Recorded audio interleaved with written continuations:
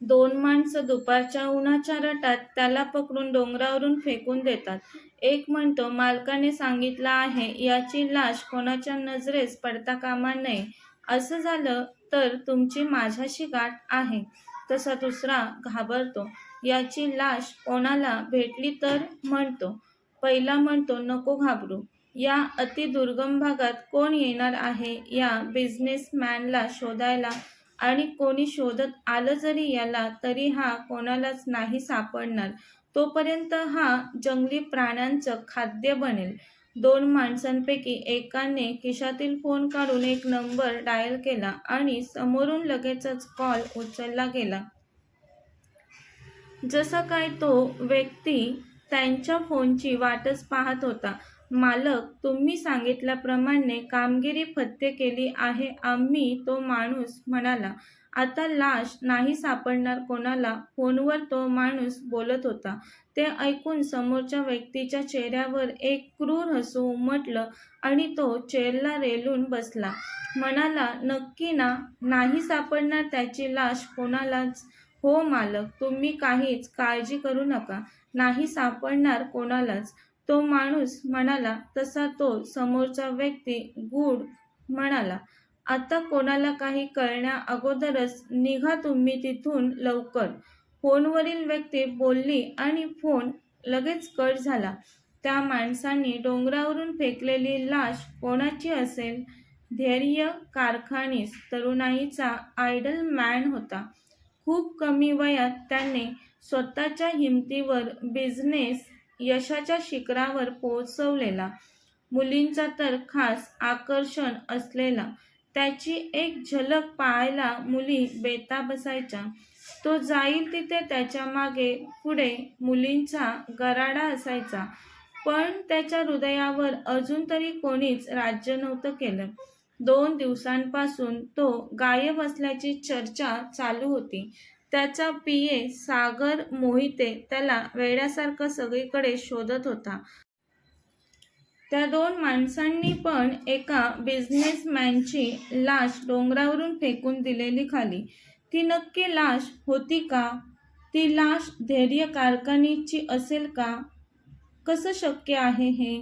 तो तर number 1चा businessman आहे आणि त्याची पॉवरही इतकीच मोठी आहे. त्याला कोणी मारण्याचं धाडीत केलं असेल का? त्याचे दुश्मन तर त्याच्यापासून कोसो अंतरावरच राहायचे. मग त्याच्यासोबत कोण वाईट वागलं असेल? त्याच्या जवळच्या माणसांपैकी कोणी केलं असेल का काही धैर्यला? धैर्यसोबत वाईट काही घडलं असेल तर कळेलच आपल्याला. पाहूयात स्टोरीत पुढे. बाबा, बाबा, ती हाका मारत होती. कुठे आहात तुम्ही बाबा? ती तिच्या वडिलांना शोधत होती. ते सकाळीच गाई वासरांना चारायला घेऊन घराबाहेर पडलेले. ती डोंगर उतरून नदीवर चाललेली. बाबा, जनावरांना पाणी पाजण्यासाठी नदीवर घेऊन गेले असतील तर तिकडे भेटतील मला म्हणून. आता सूर्य पार डोक्यावर आला होता तरी तिचे बाबा घरी परतले नव्हते म्हणून काळजी वाटत होती तिला त्यांची. ती पुन्हा दुसरा डोंगर चढून त्या डोंगरावर तिच्या बाबांना शोधू लागते. जाऊ देत, मी आता घरीच जाते, ती स्वतःशीच म्हणते. आमची चुकामुक झाली असेल बहुतेक असा विचार करून ती आता घराकडे जाऊ लागली. घरी जाण्यासाठी चढलेला डोंगर पुन्हा उतरू लागली ती. तेवढ्यात तिच्यासमोर, तिच्या पुढ्यातच म्हणा, वरून कोणीतरी एका व्यक्तीला फेकलं आणि त्याला पाहून ती नखशिखांत हादरली. अचानक लाशप्रमाणे व्यक्ती तिच्या पायाजवळ येऊन पडली. ती जिवंत आहे की मेले तेही कळलं नाही तिला. भीतीने शरीरभर कापरं भरलं तिच्या. तिने वरती पाहिलं पण वरती दिसणाऱ्या डोंगरावर कोणीच दिसत नव्हतं. एक तर अगोदरच सकाळपासून तिचे बाबा नजरेस पडले नव्हते तिच्या, ते टेन्शन आणि आता हा कोण अनोळखी माणूस अचानक पुढ्यात येऊन पडला त्यामुळे ती खूप दचकली. घाबरतच त्या व्यक्तीच्या नाकासमोर बोट पकडलं तिने. यांचे श्वास चालू आहेत वाटतं, ती म्हणते स्वतःशीच. त्याचे श्वास एकदम मंद गतीने चालू होते. हे जिवंत असतील, ती स्वतःशीच म्हणते. त्याच्या गालावर हलके चापट मारून त्याला उठवण्याचा प्रयत्न करू लागते. पण तो हू का चू काहीच करत नव्हता. ती तिच्या गावातील कुळदेवतेचे नाव घेते. तेव्हा भैरीबाबा कोण आहेत हे? खूपच वाईट अवस्था आहे यांची. यांचा जीव वाचव. दुपारी 12च्या रटात बाहेर कोणी दिसत नव्हतं. एवढा मोठा व्यक्ती यांना इथेच ठेवून गेली तर जंगली प्राणी खाऊन टाकतील यांना. त्याला वरून फेकल्यामुळे खूपच खरचटलेलं. अंगभर जखमा होऊन त्यातून रक्त येत होतं. त्याचे कपडे रक्ताने माखलेले. त्याच्या शर्टच्या खिशात तिने चेक केलं पण काहीच पुरावा नाही सापडला तिला. तो कोण आहे, त्याचं नाव गाव तिला काहीच कळलं नाही. त्याच्या हाताला पकडून ती हळूहळू कसंतरी त्याला वाटेवर ओढत आणते. बाबा, ती आता खालून आवाज देते तिच्या बाबांना. तिचे बाबा जनावरांना गोठ्यात बांधून घरी जायला निघालेले. बाबा, त्यांच्या कानावर तिचा आवाज पडतो. आनंदी? हा आनंदीचा आवाज आहे, तिचे बाबा स्वतःशीच म्हटले. आनंदी डोंगराखाली काय करते यावेळेस इतक्या उन्हाची? तिचे बाबा विचार करून भराभरा डोंगर उतरू लागले. काय ग आनंदी, काय झालं? हाका का मारतेस मला? बाबा, हे बघा ना, कोण माणूस आहेत. यांना त्या समोरच्या डोंगरावरून फेकलं आत्ताच कोणीतरी. खूपच वाईट अवस्था आहे बाबा यांची. अगं आनंदी, जिवंत आहे का हा? हो बाबा, आहेत वाटतं. बघा तुम्हीच, मला वाटतं यांचे श्वास चालू आहेत. तसे तिचे बाबा पटकन पुढे होऊन त्याचे श्वास चालू आहेत का ते पाहतात. त्याची हाताची नाडी चेक करतात. तिचे बाबा म्हणतात, मी खांदे पकडतो याचे, आनंदी तू पाय पकड. आपण याला घरी घेऊन जाऊयात पहिलं. याच्यावर लवकर उपचार चालू करायला हवेत. याचा जीव वाचला तर वाचू शकतो. हो चला बाबा, बोलून आनंदी पटकन त्याचे पाय पकडते.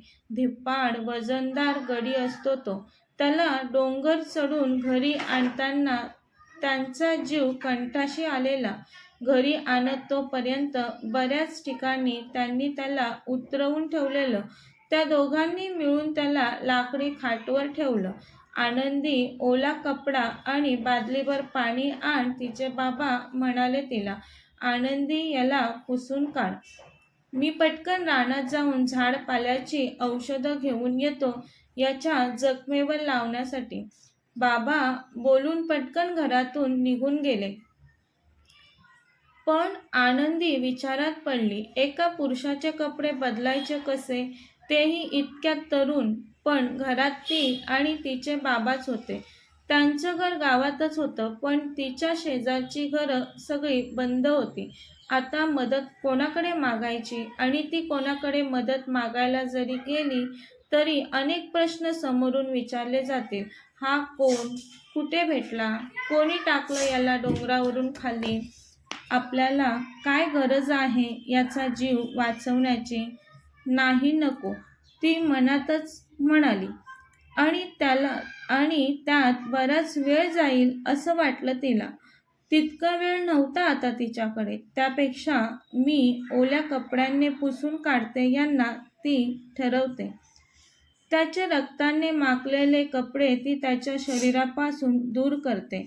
खूपच मनातून लाज वाटत होती तिला असे एखाद्या पुरुषाच्या अंगावरचे कपडे त्याच्या शरीरापासून दूर करायला. काही करून त्याचा जीव जगवण्याचा प्रयत्न करणार होती ती. तिच्या बाबांनी कित्येक लोकांचे जीव वाचवलेले झाडपाल्याच्या औषधांनी उपचार करून. तिथल्या आसपासच्या गावातील कोणाला विंचू चावला, साप चावला, कोणाचा हात तुटला, पाय तुटला, पोटात दुखायला लागलं तर लोकांना एकाच व्यक्तीची आठवण व्हायची, ते म्हणजे आनंदीच्या बाबांची. दवाखाना होता, पण तो तालुक्याला. तिथे जातोपर्यंत माणसांचा जीव जायची वेळ यायची. गाड्या ना घोडे. महामंडळाची बस दिवसातून 3 वेळा यायची. ती चुकली की संपलंच सगळं. त्या व्यतिरिक्त प्रवासासाठी एकही वाहन गावात नव्हतं. एखाद्या चाकरमान्याने गाडी आणली गावात तर ते नवलच. आनंदी मनातील लाज बाजूला ठेवून त्याचं संपूर्ण अंग पुसून घेते. त्याचे डोळे उघडून पाहते तर पांढरे फिटूक पडलेले असतात. त्याला पाणी पाजण्याचा प्रयत्न करून झालेला, पण पोटात पाणी नव्हतं गेलं त्याच्या. कुठे राहिले बाबा? यांच्यावर वेळेत उपचार नाही झाले तर हे मरतील, ती स्वतःशीच म्हणाली. तितक्यात तिचे बाबा आले. आनंदी, ए आनंदी, हे घे हा पाळा पटकन बारीक करून दे. तिचे बाबा दारातूनच तिला आवाज देत म्हणाले. ती हो बाबा म्हणत घाईघाईतच तिच्या बाबांजवळ जाऊन त्यांच्या हातातील झाडपाळा घेते. आनंदी, याला तर विष दिलंय, तेही जालीम. बाबा त्याचं काळं पडलेलं शरीर आता पाहत म्हणाले. काय? आनंदी म्हणाली. मग बाबा आता काय? आता हे नाही जगले तर बाबा? बाबा काहीच नाही म्हणाले. त्यांनाही आता चिंता वाटू लागलेली. मेला तर हा, आपण गेलो त्याचं चांगलं करायला, पण आपल्याच अंगाशी यायचं असं वाटलं तिच्या बाबांना आता. काही वेळांनी बाबा म्हणाले. आनंदी, ती मोठी पानं आहेत ती बारीक वाटून त्यांचा काढा बनव पहिला. हो बाबा, लगेच बनवते, बोलून आनंदी घाई करू लागली. आनंदीने काढा बनवला, पण आता काही करून त्याला पाजायचा होता तो. तिने मगाशी थोडं पाणी पाजलेलं त्याला, तरी ते त्याच्या तोंडातून बाहेर येत होतं. तिने चमच्याने त्याच्या तोंडात 1-2 चमच काढा पाजला, पण तो बाहेर आला, पोटात गेलाच नाही. बाबा, काढा याच्या पोटापर्यंत पोचतच नाही. आनंदी म्हणाली. असं झालं तर हा नाही जगणार. काळा निळा पडलाय हा. बाबा म्हणाले. मी गावातल्या 2-4 लोकांच्या कानावर घालून येतो याच्याविषयी. बाबा म्हणाले आनंदीला. बाबा नको, घाई नका करू. बाबा, याला डोंगरावरून फेकला या अर्थी कोणीतरी याचा जीव घेण्याचा प्रयत्न केलाय.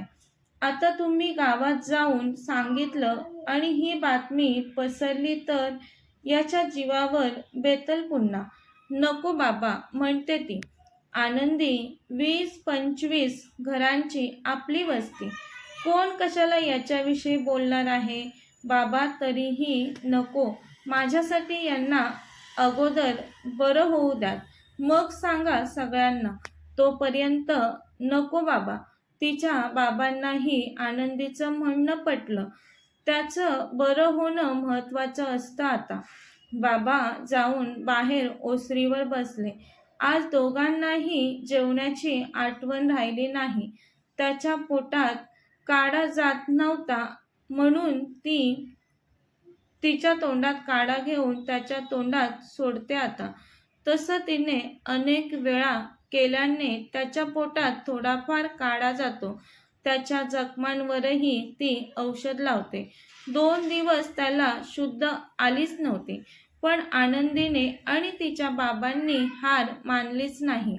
जोपर्यंत त्याचे श्वास चालू आहेत तोपर्यंत त्याच्यावर उपचार करणं चालूच ठेवलेलं त्यांनी. 8 दिवस झाले, 8चे 15 दिवस झाले, 15 दिवसांचा महिना झाला. आतल्या एका रूममध्ये त्याला ठेवलेलं, जिथे पहिली आनंदी झोपायची. बाहेर ओसरीवर रोज तिच्या बाबांकडे औषधं घेण्यासाठी कोणी ना कोणीतरी येतच असे. तो कोणाच्या नजरेस येऊ नये म्हणून 1 महिना झाला तरी त्याला त्या रूममधून बाहेर काढला नव्हता. त्याचे श्वास नॉर्मल झाले होते आता, पण औषधांचा कोणताच असर त्याच्या शरीरावर जाणवत नव्हता. रात्री बाबा आणि आनंदी त्याच्या बाजूला बसून त्याचं महिन्यापूर्वीचं धिप्पाड शरीर बारीक होत चाललेलं ते पाहून काळजीत पडतात. आनंदी 1 महिना झाला तरी हा ठीक नाही होत. याची अवस्था आता डोळ्यांनी नाही पाहावत बाबा म्हणाले, आता तरी सांगूया का आपण गावात याच्याविषयी? उद्या जर हा नाही राहिला तर लोकांच्या प्रश्नांना काय उत्तरं द्यायची आपण? हो बाबा, सांगूयात आपण गावातील सरपंचांना. ते काय ते मार्ग काढतील. याचं पुढे काय करायचं ते. ते दोघे बोलत असतात त्याचवेळी कधीही शरीराची हालचाल न करणारा तो हातापायांच्या बोटांची थोडीफार हालचाल करू लागतो. ती लगेच ओरडते, बाबा, यांनी हालचाल केली बघा. तिच्या बाबांनी पाहिलं त्याच्या हातापायाची बोटं हलताना. आनंदी, कोमट पाण्याने पुसून काढ याला, मग जरा बरं वाटेल याला. ती आनंदाने हो बाबा म्हणून पटापट कोमट पाण्याने त्याला पुसून काढते. कोण कुठला तो, पण आनंदी तो बरा व्हावा म्हणून किती आपुलकीने त्याचं सर्वच करत असते. त्यामागे तिचा स्वार्थ काहीच नव्हता. फक्त एकच निर्मळ भावना होती, तो बरा व्हावा अशी. तिने त्याला पुसून त्याच्या अंगावर दुसरी कपडे चढवली. आऊसाहेब, म्हणाला तो आता. त्याचे श्वास वाढलेले. आनंदी त्याच्या डोक्यावरून हात फिरवत, बोला, पुढे बोला. कोण आऊसाहेब, विचारत होती त्याला. पण पुन्हा तो पूर्वस्थितीत गेला. आता मधून तो फक्त आऊसाहेब बोलायचा आणि बेशुद्ध व्हायचा. आनंदीला कळलं होतं, आऊसाहेब म्हणजे त्याच्या आयुष्यातील खूपच महत्त्वाची व्यक्ती असावी ते. कथेचा पुढील भाग पाहण्यासाठी चॅनलला सबस्क्राईब करा. कथा आवडल्यास लाईक, शेअर आणि कमेंट करायला विसरू नका. धन्यवाद.